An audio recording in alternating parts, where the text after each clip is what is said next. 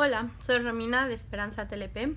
Este video creo que va un poco más dirigido a las personas, a los seres queridos o las personas que están cerca de alguien que tiene trastorno límite o cualquier realmente trastorno, creo que de la personalidad o emocional podría servir.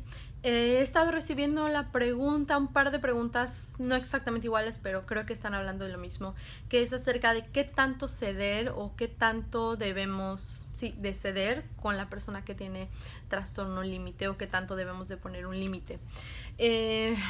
Esto creo que es una respuesta, es una pregunta compleja con una respuesta compleja.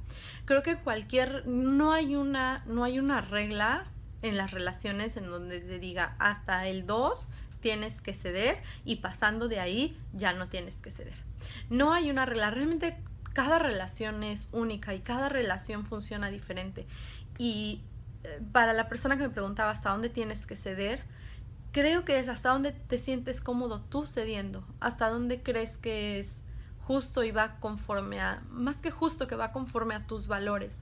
Esa persona está pasando por un momento difícil, refiriéndome a la persona que está pasando por un trastorno, y a veces creo que es bueno que tengas un poco de compasión y que digas, esa persona le está pasando mal y a lo mejor hay cosas en las que yo puedo ceder, pero creo que también es importante que tú recuerdes hasta dónde te sientes cómodo de acuerdo a tus valores y que nunca hagas algo que te haga sentir mal, que te haga sentir incómodo, no mal en el sentido de que todo tiene que ser bueno, sino que te haga sentir que fuiste como en contra de lo que tú crees o de lo que tú crees que es bueno o que tú valoras de ti mismo, de tu dignidad, por así decirlo. Creo que ahí es cuando debe de haber un límite. Hablando de eso, un punto importante que me gustaría tomar es cuando se habla de adicciones y me cuesta un poquito, hay una palabra en inglés que lo define y me costó un poco de trabajo encontrar la palabra en español, pero espero que se entienda como el concepto, que hay una diferencia entre ayudar y habilitar. Y por habilitar me refiero a posibilitar que la persona haga algo. Pongo el ejemplo en las adicciones porque ahí es donde se ve con más claridad.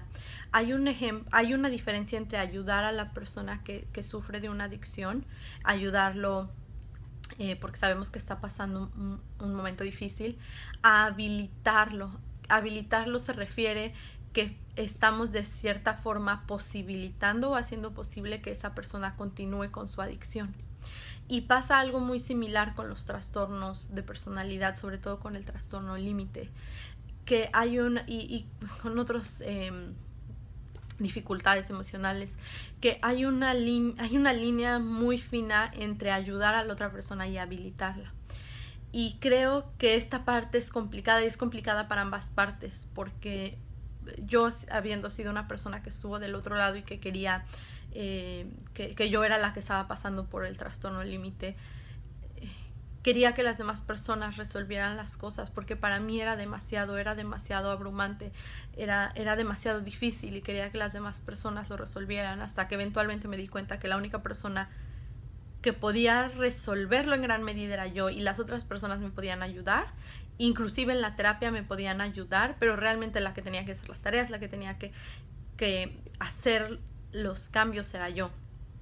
Pero este punto es difícil de llegar a veces y cuesta trabajo, porque es más fácil hacer responsables a las otras personas, sobre todo cuando te estás sintiendo muy mal. Pero bueno, básicamente, y también estuve cerca de otra persona que tenía algunos trastornos de personalidad y que vi muchas personas a su alrededor habilitarla, y esto lo que lograba era que esa persona no buscara y no trabajara en terapia y acabara abandonándola porque otras personas le resolvían. Cuando estás cerca de alguien que tiene trastorno límite, la verdad es muy difícil encontrar hasta qué punto ayudarlo y hasta qué punto tienes que dejar enfrentarlo. Pero creo que es importante recordar que todas las personas tenemos dificultades, todas tengamos trastorno límite o no, y a veces tenemos que enfrentar esas dificultades nosotros mismos. Y a veces creo que esto de habilitar va un poco parecido como al sobreproteger. ¿Qué tanto estamos ayudando, qué tanto estamos sobreprotegiendo y estamos haciendo, no inútil, pero estamos haciendo como que la otra persona no no mejore, no progrese porque se lo estamos dando todo fácil. Es como si a un niño le das todo lo que requiere. Ese niño va a aprender que no tiene que hacer un esfuerzo, y el momento que tenga que hacer un esfuerzo va a ser muy frustrante. Creo que para mí, y sé que es bien frustrante y bien difícil estar del otro lado cuando te dicen no, en esto no, y lo tienes que hacer tú, porque da pánico, da pavor tener que hacer muchas cosas. Pero creo que es importante, como los familiares y las personas queridas, recordar que no puedes quitar todas las cosas que van a lastimar a esa persona. No puedes como que envolver el mundo de cierta forma en que no dañe a tu ser querido. Va a haber situaciones que lo van a dañar, y va a haber situaciones que lo van a hacer sentir mal, y va a haber situaciones que lo van a hacer caer en crisis. Y a pesar de que sé que duele en el alma y te parte el corazón ver esto va a pasar. Y no puedes hacerte responsable de cada cosa. No porque no quieras, no porque no quieras ayudar a esa persona, sino porque, bueno, no podrías asegurarle a una persona que no va a sufrir nunca jamás en la vida, porque es parte de la vida. A veces sufrimos, a veces enfrentamos dificultades, y por otro lado también enfrentar esas dificultades nos ayuda a crecer y nos ayuda a progresar y nos ayuda en nuestra recuperación, aunque en ese momento es difícil de entender. La verdad ayuda mucho en la recuperación.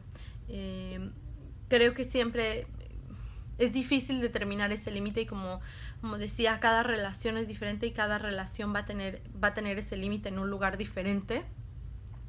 Pero creo que vale la pena preguntarse, ok, ¿qué tanto le estoy ayudando? Pero ¿qué tanto lo estoy habilitando para que esa persona siga en el mismo trastorno o en sus mismos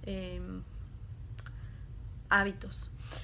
Un ejemplo, si sirve para verlo un poco más claro, es cuando yo estaba con los síntomas, creo que en su mayor exponencial, también empecé a desarrollar síntomas de agorafobia, y llegó un punto donde no podía estar en un cuarto sola, donde no podía bañarme sola, porque no podía estar sola en un espacio sin que hubiera alguien más ahí. Y poco a poco fui recuperándome, y poco a poco fui pudiendo estar sola, y no quiere decir que fuera fácil. Y recuerdo un par de ocasiones en los que la agorafobia no siempre se trata de miedo a los espacios abiertos, se trata de miedo a las situaciones en donde no te sientes seguro, que en muchas ocasiones es en espacios abiertos. Pero cuando tienes agorafobia desarrollas lugares y personas seguras con las que, si estás con ellos o estás en ese lugar, puedes enfrentarte a más cosas porque te sientes seguro. Entonces, para mí, mi persona segura era mi esposo, y entonces, si él estaba, me podía hacer casi que lo que sea, pero si él no estaba, no podía hacer nada, no podía ir al súper, no podía salir, no podía hacer nada. Entonces, cuando él tenía que salir y yo quedarme sola en la casa, obviamente era una situación muy difícil. Entonces, muchas veces cuando él tenía que salir me decía, si es difícil, si quieres me quedo. Y para mí fue, a pesar de que era difícil, yo pensaba, es que tengo que enfrentar esto, no puedes estar toda la vida aquí, y algún día lo tengo que enfrentar. Y no lo miento, muchas veces me quedé llorando de principio a fin que él no estaba, pero finalmente era algo que tenía que hacer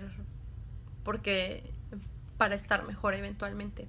Y creo que en este ejemplo es un poco claro que el habilitar sería siempre quedarnos y evitarle ese mal momento a la otra persona, que esa persona nunca esté sin nosotros y siempre estemos ahí, a pesar de que tengamos algo que hacer, a pesar de que sea una urgencia muy grande, siempre estar ahí.